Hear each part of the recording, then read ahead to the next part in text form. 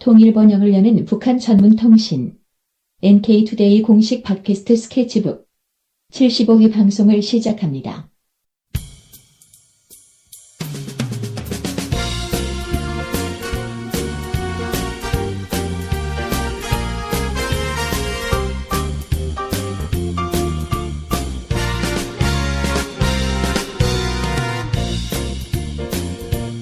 안녕하세요. 이동훈 기자입니다. 안녕하세요. 문경환 기자입니다. 며칠 전에 북한에서 선거를 했어요. 네. 무슨 선거였는지 혹시 아세요? 지방인민회의 대의원 선거라고 알고 있는데요. 네, 그러니까 우리로 치면 이제 일종의 지방자치제 선거랑 지자체 비슷하다 선거. 느낌이 있던데. 네, 그러니까 우리로 치면은 이제 지방의회 있잖아요. 광역의원, 그다음에 뭐 기초의원 네. 이런 사람들 뽑는 선거였죠. 네. 그 북한에서 선거하는 거 관련해서 좀 이렇게 알고 계신 거 있나요? 선거 관련해서 알고 있는 거는 특별한 게 없고 최고인민회의 선거한다 뭐 이런 얘기 본 적이 있고 상당히 대의원이라든지 이런 사람들이 많다. 한국 네. 국회보다 많다. 뭐 이런 얘기 정도는 들었습니다. 네. 구체적으로 몇 명당 한 명씩 뽑는 건지 이런 것들은 정확하게 잘 몰라요.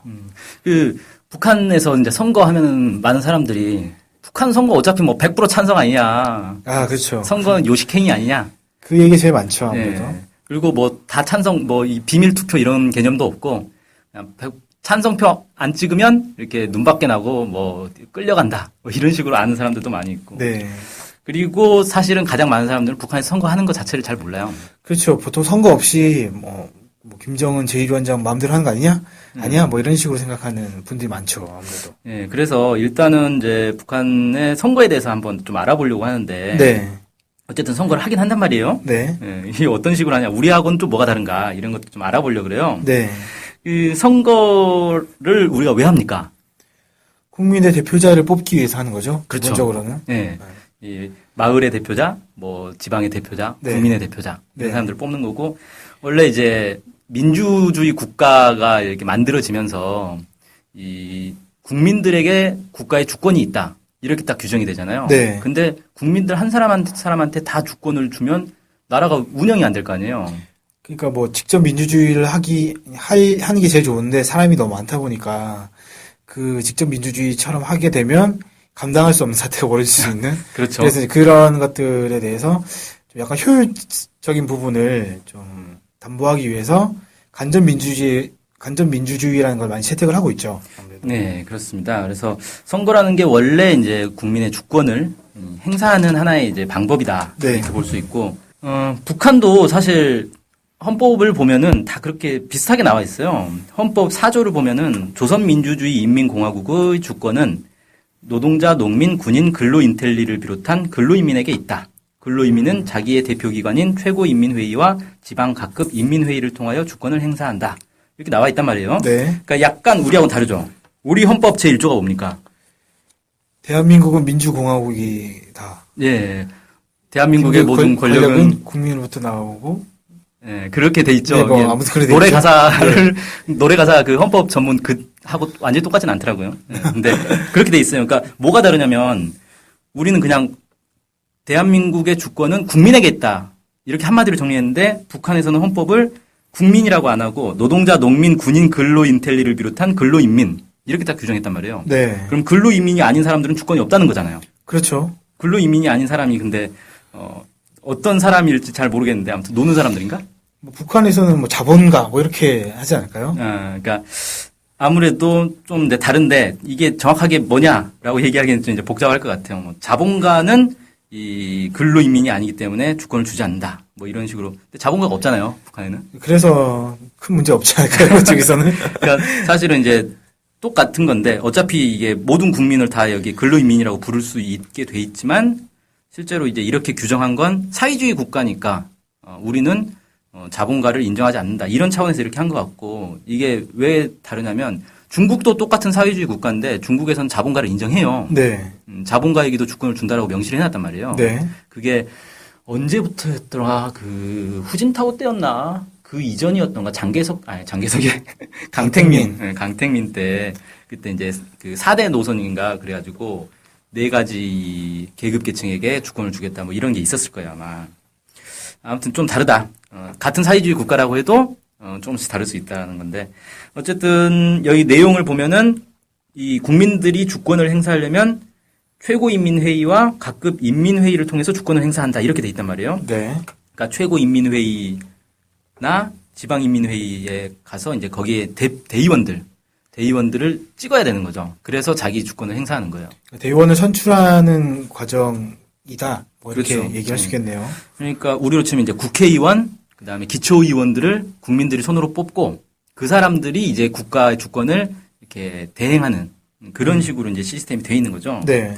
그래서 이제 이걸 알기 위해서는 이 최고인민회의와 각급 인민회의가 뭐냐 이걸 좀 알아야 됩니다. 네. 그걸 하기 전에 주민들에게 대의원들을 뽑는 권한과 함께 소환할 수 있는 권한도 있다. 이것 이제 하나 더 알려드리고 이제 시작할게요. 이 주민 소환제 뭐 한국에서는 예, 그렇죠. 그렇게 얘기를 하는 건데 이미 이제 북한에서도 하고 있다는 말씀이시네요. 그렇죠. 네. 한국에서는 이제 국회의원에 대한 주민 소환제는 없죠. 네, 아직까지는 없죠. 지자체장에 대한 주민 소환제는 있죠. 네. 그렇게 근데 돼 있어요. 북한에서는 최고인민회의와 지방인민회의 다 가지고 있다. 네, 이런 거네요. 돼 있네요. 네. 자, 어쨌든 최고인민회의부터 한번 살펴보면 이게 이제 한국으로 따지면 국회하고 비슷하단 말이에요. 네. 근데 국회하고는 비슷한데 국회보다 훨씬 강력한 권한을 가지고 있습니다. 이게 왜 그러냐면 사실상 북한은 행정부와 입법부가 분리가 돼 있잖아요. 네. 행정부가 입법부 안에 들어가 있습니다. 아, 그러니까 최고인민회의가 국가예요. 이거 자체가 이제 정부인 거예요. 그러니까 최고인민회의가 주로는 입법부 역할을 하지만 실제로 행정부 역할도 한다. 이렇게 해석할 수 있는 건가요? 입법부인데 최고인민회의 산하에 정부가 있습니다. 행정부가 있습니다. 산하에 있다? 네, 산하에. 그래서 직접 지도를 하는 거예요. 어. 그렇게 돼 있습니다. 아주 특이하죠. 네. 근데 이게 사실은 이제 사회주의 국가들은 다 이렇게 하고 있어요. 그러니까 자본주의 국가의 삼권 분립의 개념이 사회주의에는 없는 거죠. 그러네요. 그리고 대한민국 같은 경우는 사실 삼권 분립이 아니에요. 독립된 국가 기구가 3개가 있는 게 아니라 5개가 있습니다. 저 4개인 줄 알았는데 하나가 뭔지 모르겠네요. 선거관리위원회가 독립기구지 않습니까? 그렇죠. 그 다음에 헌법재판소. 아. 헌법재판소는 사법부하고 달라요. 독립되어 있는 기구예요. 거기까지 해서 5권 분립이라고 볼 수 있는 건가요? 그렇죠. 그러면? 네. 근데 헌법재판소나 선거관리위원회가 그렇게 이제 강한 권한이 없으니까 사람들이 그냥 편의상 3권 분립, 행정부, 입법부, 사법부 이렇게 이제 얘기하는 건데. 근데 북한은 그게 아니라 최고인민회의가 이 전체 주권 기구고 이 밑에 다 있는 거예요. 사법부고 뭐 행정부고 다 여기에 들어가 있는 그런 이제 시스템으로 돼 있다는 거죠. 그렇군요. 그러니까 최고인민회의가 최고인 거예요. 말 그대로. 그냥 최고 주권 기관이네요. 예. 입법권도 있고 헌법도 수정할 수 있고 국가 정책도 여기서 나오고 예산안도 승인하고 그다음에 이제 북한의 최고 지도자가 국방위원회 제1위원장으로 돼 있잖아요, 지금. 네. 국방위원회 제1위원장도 최고인민회의에서 뽑습니다. 아. 그다음에 명목상의 국가대표는 또 최고인민회의 상임위원장이란 말이에요. 네. 그것도 여기서 뽑습니다. 그러니까 이제 최고인민회의에서 법도 만들고 한국 지금 헌법재판소 역할도 하는 거고 그다음에 행정부 역할도 하는 거고 뭐 간접선거 형식이 하지만 국가 지도자도 선출하는 거고 이렇게 그렇죠. 다 그렇죠. 네. 그다음에 뭐 심지어는 내각 총리, 최고재판소 소장 그러니까 우리로 치면 대법원장 이런 사람들도 다 여기서 뽑는 겁니다. 네. 검찰소장도 여기서 뽑는 거고. 아니 검찰청장이죠. 우리로 치면. 정말 막강한 권력을 갖고 있네요. 네. 그렇습니다. 그리고 여기가 이제 임기가 5년입니다. 네. 그러니까 우리 국회의원 임기가 4년이잖아요. 네. 1년 더 긴 거죠. 네. 그리고 뭐 이제 한국과 마찬가지로 불체포 특권도 있고. 그리고 대의원 수가 어떻게 되냐면 인구 3만 명당 1명으로 돼 있어요. 근데 현재 이제 687명인데 이게 인구 3만 명당 1명이라는 규정은 정확한 규정은 아닌 것 같아요. 그러니까 네. 항상 이 적용되는 규정은 아닌 것 같고 현재 687명인데 북한의 인구수가 2,500만이 넘는단 말이에요. 네. 그래서 계산을 해보니까 훨씬 많아야 되거든요. 그래서 아마 유권자 3만 명당 1명 아닌가? 뭐 이렇게 좀 생각은 되는데 아무튼 좀 정확하지는 않습니다. 아무튼 한국에 비해서는 상당히 많은 거죠. 한국의 네. 국회의원 지금 몇 명입니까? 300명인데 이런저런 것 때문에 뭐 290 몇 명 이렇게 예. 돼 있는 걸로 알고 있거든요. 정수가 300명인가요? 그 한 명 늘었던 것 같아요. 300명이 됐던 것 같은데. 아무튼 2배 이상 많은 거잖아요. 네. 근데 인구가 한국이 북한보다 2배 정도 되니까 사실은 4배 이상 많은 거다. 대의원 숫자가. 인구수 비율에 따르면. 그렇죠. 네. 그렇게 얘기할 수 있죠. 그러니까 대의원들이 상당히 많은 거예요. 네. 자, 그 다음에 이제 지방인민회의를 한번 좀 살펴보면, 이 지방인민회의는 도의원, 그 다음에 이제 직할시는 도급으로 이렇게 쳐줍니다. 직할시 의원, 시의원, 그 다음에 군인민회의 의원, 뭐 이렇게 돼 있어요. 네. 이런 것들이 이제 지방 주권 기관으로 이렇게 돼 있고, 북한은 지자체 제도가 상당히 우리보다 더 이렇게 나눠져 있거든요. 우리는 사실 지자체가 있지만 중앙정부의 영향을 많이 받잖아요. 네. 근데 북한은 상당히 좀 자립적인 자체 운영 이런 게 더 강한 걸로 이렇게 알려져 있어요. 의외인데요, 그것도 사실. 예. 아주 중앙 집권적이라고 생각을 하지 않습니까, 보통. 네. 근데 거기가 보통 이제 어떤 식으로 얘기를 하냐면 도를 기준으로 해서 그 도가 자체로 이 자립해서 살아야 된다. 이런 그게 강합니다. 그래서 중앙 정부의 영향보다는 자체로 어떻게 꾸려 나갈 것인가 이런 것들을 더 많이 신경 쓰는 거죠. 자, 어쨌든 지자체가 있을 거 아니에요. 그러면 지방 네. 의원이 있으면 지방 자치단체장도 있고 지방 정부가 또 있어야 될 건데 그게 네. 이제 지방 인민위원회입니다. 예. 그러니까 우리로 치면 그 서울시장이 있고 서울시 의회가 있잖아요. 네. 서울시청이 있고 의회가 있는 건데 여기서는 서울시 인민위원회가 있고 서울시 인민회의가 있는 거죠. 뭐 한국 서울로 예를 든다면 예를 들면 이제 그렇게 되는 거예요. 근데 이 관계가 달라요, 우리하고는. 네. 그러니까 우리는 그 시청이 있고 의회는 시청을 이제 견제하는 역할이잖아요. 그렇죠. 근데 여기서는 반대로 군 인민회의, 시 인민회의 이런 데가 기본이고 여기서 이 산하에 지방 인민위원회가 있는 거예요. 여기도 마찬가지로 기본 인민회의가 전체 주권 기관이고 네. 거기에서 이제 행정부를 할 역할을 하는 사람들만 따로 빼서 인민위원회를 만들었다 이렇게 그렇죠. 생각하면 되는 건가요? 네. 근데 좀 특이한 게 약간 또 애매한 게 지방 인민회의는 상시적으로 있는 게 아니에요. 그러니까 네. 우리도 왜 국회가 보면 국회가 개회를 하잖아요. 개원을 네. 하는 때가 있고 휴원을 하는 때가 있어요. 저 정기 국회하는 기간이 있고 임시 국회하는 기간이 있고 휴회하는 기간이 있고 그렇죠. 이렇게 되죠. 네. 그래서 그 열려 있는 기간에는 지방 인민회의가 주권 기관이 되는데 이게 휴회 중일 때 있잖아요. 네. 휴회 중일 때는 지방 인민위원회가 지방 인민회의 역할을 대신 대행을 해요. 권한 대행을 하는 네, 소리군요. 그렇죠. 그러니까 좀 특이한 거죠. 이렇게 되는. 그러니까 약간 좀 잘 이해가 안 되죠. 정확하게 이해는 잘 안 되네요. 그러니까 예를 들면 이런 거예요. 서울시 의회가 있는데 서울시 의회가 개회 중일 때는 의회가 모든 걸 다 하는데 의회가 이 개회를 하지 않고 있을 때는 의회의 역할을 서울시청에서 대행하는 거예요. 그렇죠. 그런 아주 특이한 네. 시스템으로 되어 있습니다. 자, 어쨌든 지방인민회의 임기는 이제 4년이고, 그러니까 최고인민회의보다는 좀 1년 짧은 거죠. 네. 그다음에 통상 인구 1000명당 1명으로 돼 있어요. 그래서 지방인민회의 대의원 전체 숫자가 28,116명으로 현재 잡힙니다. 여기는 또 인구보다 좀 더 많군요. 예. 28,000명이면. 그러면 이제 한국은 얼마냐? 한국이 현재 광역의원, 기초의원 다 합치면은 3,687명이거든요. 그러니까 3,687명에 뭐 10배까지는 안 돼도 거의 8배 정도 되네요. 예, 그렇죠. 어마어마하게 많은 네. 거죠. 근데 인구가 우리보다 절반이라고 생각해버리면 16배. 16배 정도. 그래서 여기 보면은 이제 이런 주권기관에 진출해 있는 대의원 숫자는 상당히 많은 편이다. 이렇게 이제 볼 수가 있겠죠. 그럼 이분들은 일을 할 거 아닙니까? 따로 일을 하고 있는 상태에서 이걸 하는 건가요? 아니면 직업을 아예 그냥 인민회의 대의원 뭐 이런 식으로 되는 건가요? 직업이 별도의 대의원이라는 직업은 없어요. 아, 그러니까 어떻게 하냐면은 이런 사람들은 주로 어떤 사람들이냐면 공장이 있으면 공장에서 좀 이렇게 모범 이 직원들 네. 이런 사람들을 대의원으로 뽑는 거예요. 그럼 이 사람은 평소에는 일을 해요. 네. 그러다가 이 인민회의가 개회를 하면 거기 가서 그 일을 하고 거기 끝나면 다시 또 와서 또 일을 하고 공장에 와서 또 일을 그러니까 하고. 일반 노동자인데 그 회의를 할 때만 가서 대의원 역할을 하다가 회기가 끝나면 다시 와서 노동자로 또 일하고. 그렇죠. 이렇게 되는 거군요. 네, 농민들도 마찬가지고. 그리고 아까 이제 인민위원회, 군 인민회의, 뭐 시인민회의가 열릴 때는 그럼 대의원들이 와서 하는데 네. 그렇지 않은 기간에는 인민위원회에서 한다고 했지 않습니까? 그렇죠. 주권 역할을. 네. 그 인민위원회에서 일하시는 분들은 공무원인 거죠. 우리로 치면 이제 공무원인 거죠. 시청 직원. 그런 사람들. 네. 그런 사람들이 있는 것이고. 네. 네. 그래서 참 상당히 특이하고 이렇게 보면 이제 의회의 규모도 크고 권력이 매우 막강한 거잖아요. 네. 그래서 자본주의 체제로 보면 의원 내각제가 좀 강화된 형태 뭐 이렇게도 볼 수 있는데 어쨌든 사회주의하고 자본주의하고 이 정치 체제를 비교하는 건 좀 안 맞는 것 같아요.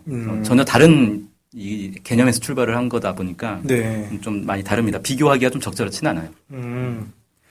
자, 그래서 이제 이 정치 체계는 이렇게 돼 있는 거고요. 네. 이제 선거 얘기를 좀 해보자면 그 북한에도 선거법이 따로 있어요. 조선민주주의인민공화국 각급 인민회의 대의원 선거법 이렇게 돼 있습니다. 그러니까 북한에서는 뭐 대선, 총선, 지방선거 이런 게 없이 인민회의 대의원 선거만 있는 거예요. 그러니까 최고인민회의 대의원 선거가 하나 있고 지방인민회의 대의원 선거가 있고. 그러니까 우리로 치면 총선과 지방선거는 있는데 대선이 없는 거죠. 네. 그러니까 여기 나온 것처럼 각급이니까 여기는 최고인민회의 선거도 있고, 네. 도, 지방도 있고, 시, 네. 군 이렇게 다 따로 있다는 말씀이신 거네요. 네, 그렇죠. 대선이 없는 이유는 일종의 이제 간접 선거인 거죠. 네. 국가 대표를 뽑는 거는 최고인민회의에서 뽑는 거니까. 그래서 이제 대선이 따로 없는 거고. 자, 그래서 선거를 좀 보자면 우리가 선거하면 민주주의 사회에서의 선거의 기본 원칙이 있잖아요. 4대 네. 원칙인가 있죠? 혹시 네. 기억나세요? 비밀 투표. 네, 비밀 투표 있고 보통 선거. 보통 선거, 평등 선거. 평등 선거. 비밀 선거. 좀 어렵죠. 중학교 도덕 시간에 아마 배우거나 그럴 건데. 너무 오래됐네. 일단 보면은 일반 평등 직접 비밀 이 네 가지 직접이 빠졌군요. 네, 원칙이 있는데 이 네 가지가 그대로 그냥 법적으로는 그 표현이 돼 있습니다. 네. 그래서 일단 이제 선거의 기본 원칙을 보면 북한에서는 17세 이상이면 누구나 선거 혹은 피선거권을 가지고 있습니다. 여기서 말하는 17세는 만으로 17세인 거겠죠? 그게 정확하게 표현이 안 돼 있어요. 만 17세라는 표현이 없어요. 그냥 17세라고 돼 있습니다. 북에서 나이를 어떻게 세는지를 모르니 정확하게 네. 몰라가지고 그렇죠. 만인지 아닌지 모르겠는데 17세 하면 좀 어리다는 느낌이 들잖아요. 우리가 선거권이 19세부터 있습니다. 19세부터 있죠. 만으로 그리고 19세. 피선거권은 더 높잖아요. 네. 근데 여기는 선거권, 피선거권 구분 없이 그냥 17세 이렇게 돼 있어요. 상당히 좀 낮다? 네. 근데 뭐 북의 어떤 교육 체제나 이런 거 보면 이게 고등중학교를 졸업할 나이 딱 이때쯤일 것 그런 것 같습니다. 같은데요. 네. 그다음에 물론 이제 재판을 통해서 선거권을 박탈당했거나 정신질환이 있어서 선거 능력이 없다고 판정된 경우 이런 경우에는 선거권이나 피선거권은 없습니다. 우리도 그렇잖아요. 이 자격정지 판결을 받으면 이 사람은 선거권이 없어지는 거거든요. 그렇죠. 예. 자, 그다음에 해외에서도 선거권이나 피선거권을 가질 수가 있어요. 북한 국적을 가지고 있으면. 네. 다만 이 피선거권은 해외에서도 출마는 할 수 있는데 선거권은 해외 투표가 없기 때문에 북한에 직접 들어와서 투표를 해야 됩니다. 이 해외에 있는 분들의 투표는 거의 쉽지 않겠네요. 아무래도. 사실 이제 한국도 해외 투표가 시작된 지 얼마 안 됐잖아요. 네. 그래서 이건 사실 쉬운 문제는 아닐 것 같아요. 자, 그 다음에 1인 1투표제. 그리고 대리 투표가 불가능하고 비밀 투표를 보장한다. 이렇게 이제 명시가 돼 있습니다.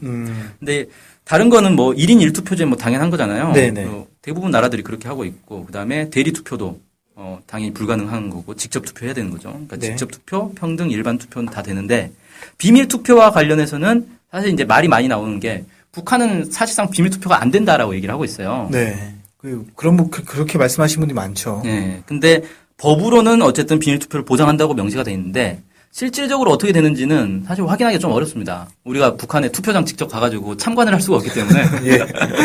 그래서 이제 북한에 살다 온 사람들의 얘기라든지 뭐 이런 걸 통해서 간접적으로밖에 들을 수가 없어서 뭐 이 부분은 뭐 잘 모르겠어요. 그렇다는 겁니다.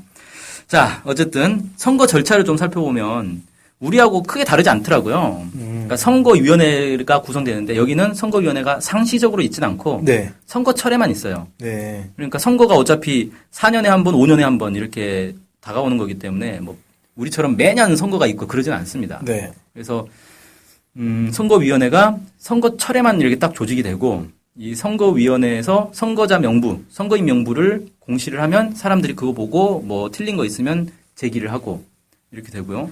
후보자는 어떻게 하냐면은 여기도 뭐 비슷합니다. 그냥 자기가 하고 싶은 사람이라든지 아니면 주민들이 추천을 하든지 정당이나 사회단체가 추천을 하든지 이렇게 추천을 한단 말이에요. 네.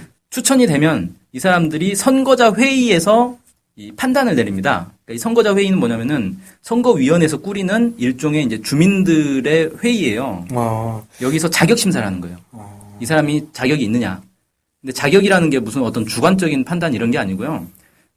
후보자로서 뭐 아까 얘기한 17세 이상인지 뭐 재판을 통해 선거권을 박탈당했는지 그 지역에 사는 사람인지 뭐 이런 것들 기본 요건을 좀 살펴보는 거. 네, 그렇죠. 그 정도라는 말씀이신 거죠? 네, 그런 기본 요건을 살펴보고 자격이 된다 안 된다를 판결을 해주는 거예요. 네. 그럼 자격이 되면 후보자 등록을 하는 거예요. 네. 근데 후보자 등록 순서는 추천순에 따른다는 거예요. 그러니까 추천을 많이 받은 사람이 더 우선순위에 들어가는 거죠. 그러니까 추첨하거나 소위서 랜덤으로 돌리는 게 아니라 그냥 추천을 많이 받은 사람이 기호 1번. 예를 들면 그렇죠. 여러 명 나왔다 치면은 기호 1번 받는다. 그렇죠. 그러니까 우리는 보통 정당순으로 하잖아요. 네. 의원이 많은 정당순으로 기호 1번, 2번, 3번 이렇게 주는데 여기는 그 추천순에 따라서 우선권을 주는데 기호 1번, 2번 이런 개념은 없어요. 왜냐하면 사람 얼굴과 이름 가지고 그냥 판단을 하는 거거든요. 그 투표용지 자체가 그렇게 돼 있어요. 그래서 찬반을 그냥 찍는 거란 말이에요.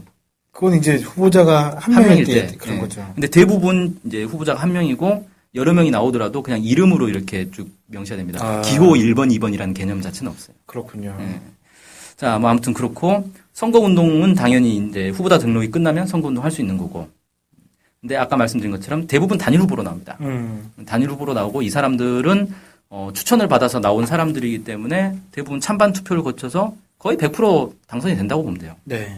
그러니까 이제 뭐 선거자 회의라든지 자격 심의 이런 걸 통해서 후보자를 정리한다고 해야 되나 약간 그런 생각이 들긴 하는데. 그렇죠. 그러니까 이미 추천을 받는 과정에서 추천만 받으면 당선이 되는 거다.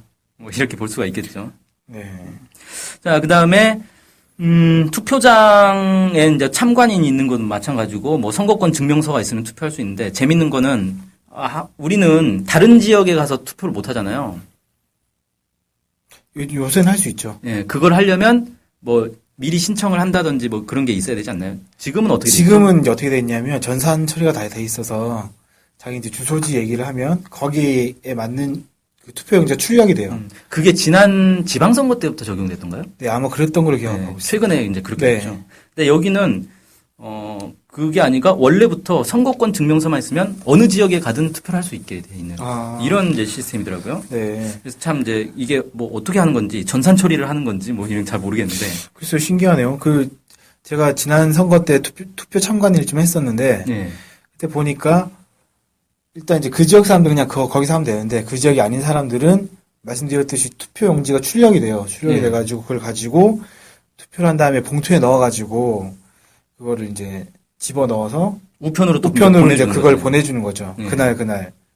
그날은 아니고 그래서 모아가지고 이제 나중에 정리해서 보내주고 보관해뒀다가 이제 개표 때 같이 개표를 하는 그렇죠. 그렇게 이런 되죠. 식으로 했었는데 이 부분은 어떤 시스템인지 정확하게는 잘 모르겠어요. 글쎄요, 저도 어쨌든 어떻게 되는 건지 모르겠네요. 다른 지역도 투표를 할 수 있다. 이렇게 돼 있고. 근데 아마 이런 경우는 거의 없지 않을까 싶습니다. 뭐 저희가 저희 방송 때 많이 말씀드렸지만 그 다른 지역으로 가는 거는 상당히 좀 쉽지는 않잖아요. 네, 뭐 못 가는 건 아니지만 특수한 쉬운 케이스죠. 상황이 아니기 때문에 이런 경우가 매우 드물게 있을 것 같다.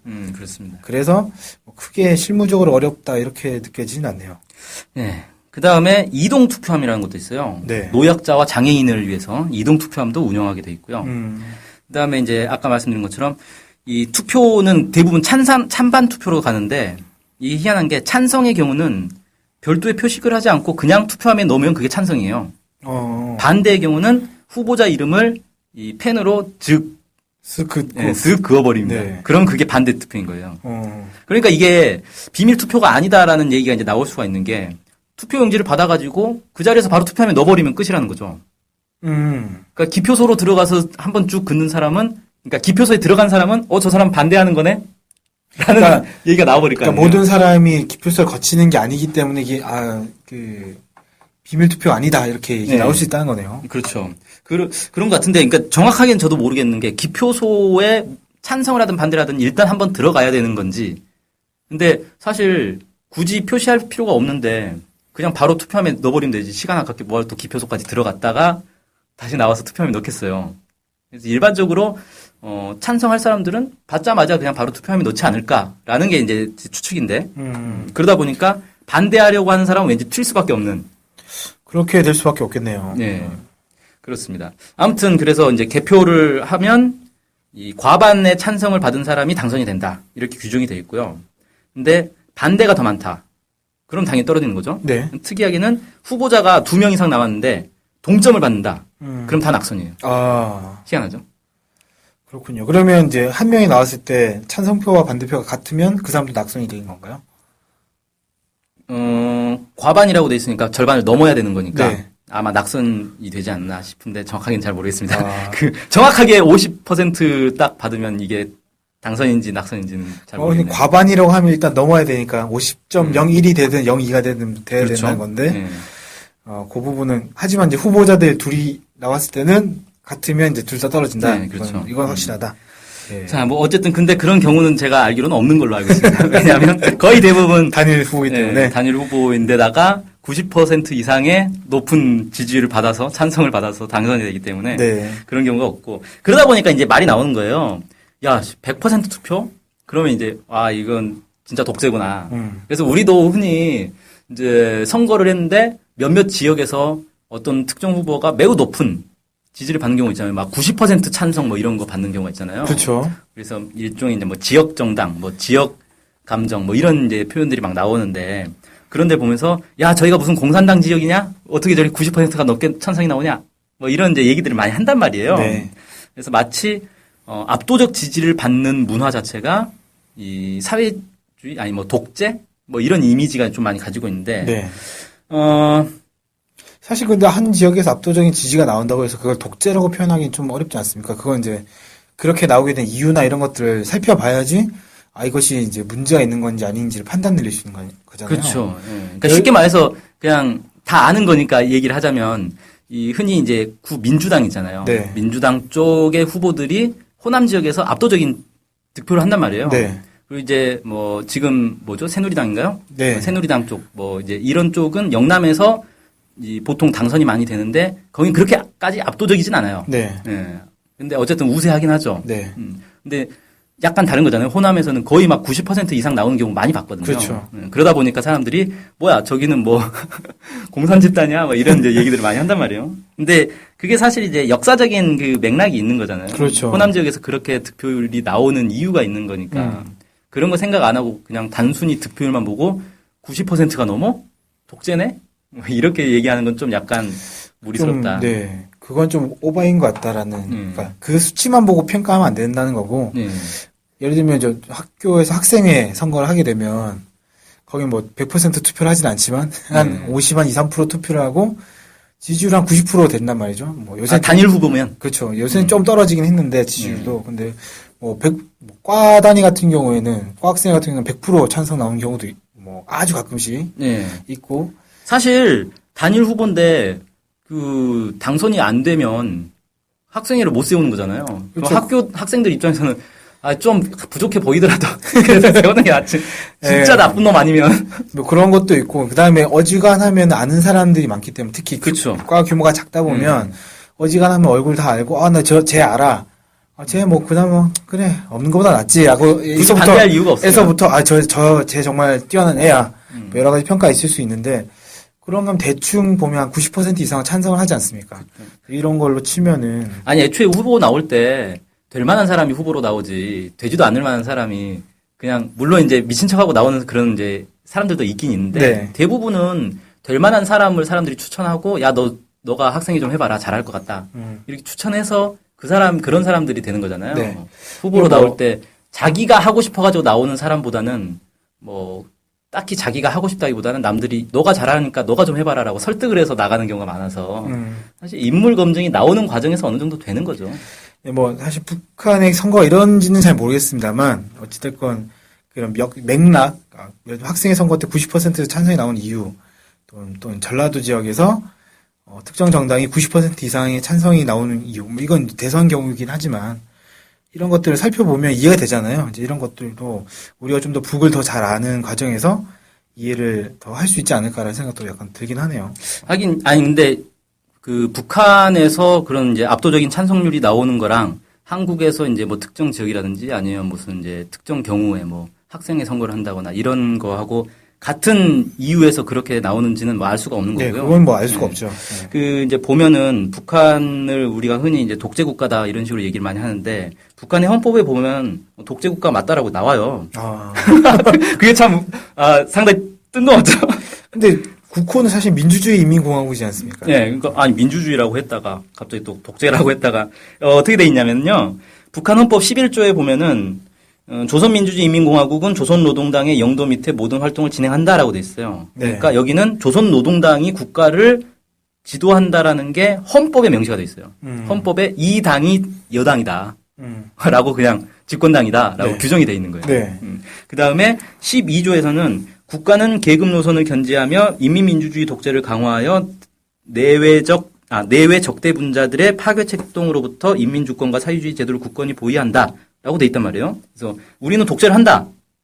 라고 이렇게 돼 있어요. 네. 물론 이제 독재를 한다 이렇게 돼 있는 게 아니라 인민민주주의 독재를 한다라고 돼 있단 말이죠. 네. 그러니까 인민민주주의 독재라는 건 뭐냐면 이 사회주의 체제를 유지하기 위해서 자본주의를 허용하지 않겠다라는 거예요. 네. 그러니까 자본주의를 원하는 사람들은 정치 활동을 할 수 없게 돼 있는 거죠. 네. 그래서 독재라는 거죠. 음. 그러니까 북한에도 그 조선노동당 말고도 당들이 있어요. 천도교 청우당이라는 것도 있고 조선사회민주당이라는 것도 있어요. 네. 그리고 이런 정당 출신의 대의원들도 있습니다. 아. 최고인민회의에도 이 정당 출신의 대의원들이 있어요. 네. 근데 사실 아주 상징적인 수준이죠. 아. 많지 않죠. 그래서 그렇게 이제 그런 정당들이 있는 거는 그런 정당들도 집권을 할 수 있다 이런 개념이 아니라 상징적 의미에서 이렇게 계속 유지가 되는 거고 실제로는 이제 조선노동당이 노동계급을 대표하는 정당이다라고 규정을 해놓고 이 정당만이 집권할 수 있다라고 규정이 돼 있는 거죠. 그렇게 보면 이제 자본주의 입장에서 보면 다당제를 하지 않고 있는 거니까 실질적으로는 다당제가 아니잖아요. 그렇죠. 예. 그러니까 전 독재 아니냐 이렇게 얘기할 수 있는 건데 이게 이제 북한만 그런 게 아니라 사실은 사회주의 국가들이 다 그렇다는 거죠. 네. 그래서 대표적인 현존하는 사회주의 국가가 이제 중국하고 쿠바가 있는데 중국하고 쿠바를 좀 살펴보니까 중국도 이렇게 돼 있어요. 중국 헌법 제1조가 이렇게 돼 있습니다. 중화인민공화국은 노동계급이 지도하고 노농동맹을 기초로 하는 인민민주주의 독재의 사회주의 국가이다.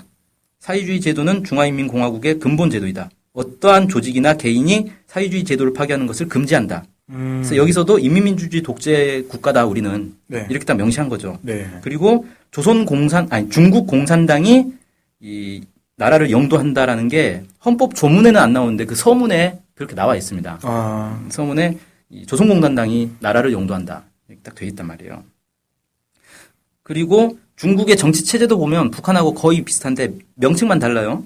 전국인민대표대회 흔히 이제 전인대라 그러죠. 네. 그게 이제 북한으로 치면 최고인민회의인 거고 지방인민대표대회 이게 이제 북한으로 이제 지방인민회의인 거고 이렇게 이제 돼 있고 그 중국의 국가대표는 이제 국가주석이잖아요. 네. 국가주석은 전국인민대표대회에서 선출을 해요. 그러니까 북한하고 시스템이 거의 비슷한 거죠. 네. 그렇다는 거고 인민대표대회 대의원들 이제 거기선 대의원이라고 안 하고 대표라고 하는데 이 대표들을 선출한단 말이에요. 네. 우리 이제 뭐 총선 지방선거 같은 거죠. 이 선거도 중국도 마찬가지로 대부분 단일 후보가 나와요.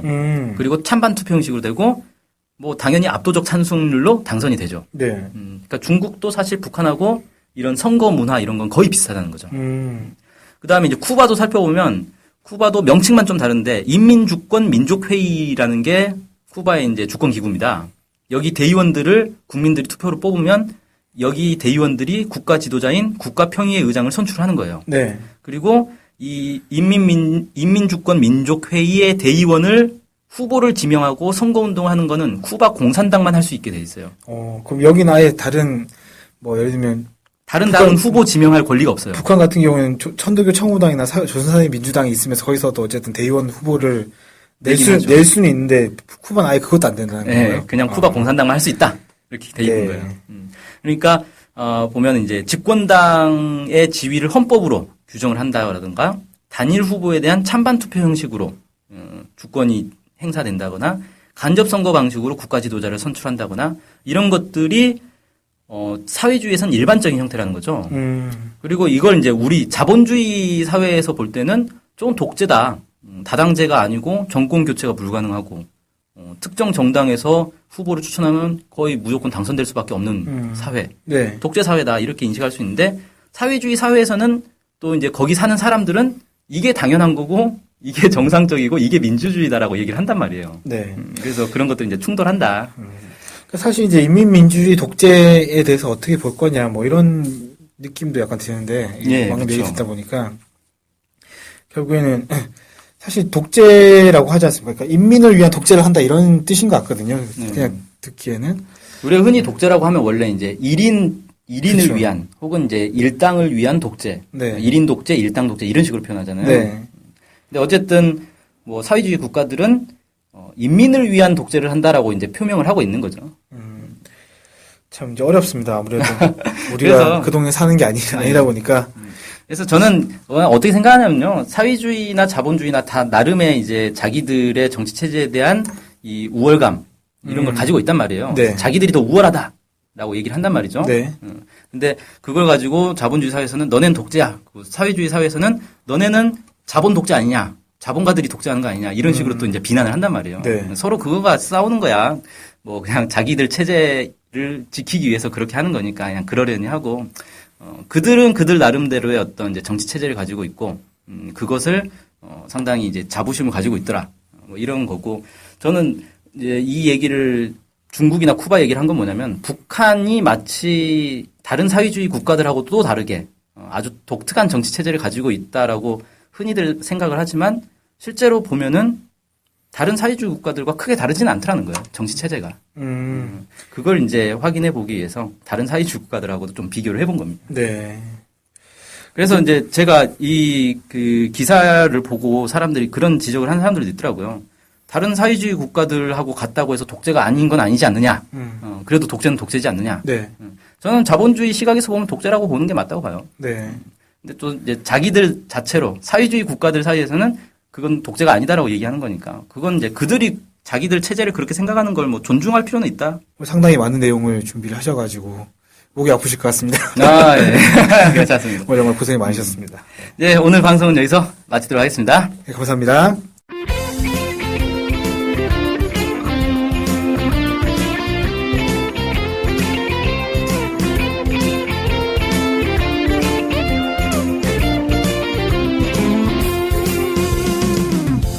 저희 NK투데이 홈페이지랑 우리 방송 스케치북이랑 외국에서도 많이 보고 듣고 하더라고요. 놀랐어요.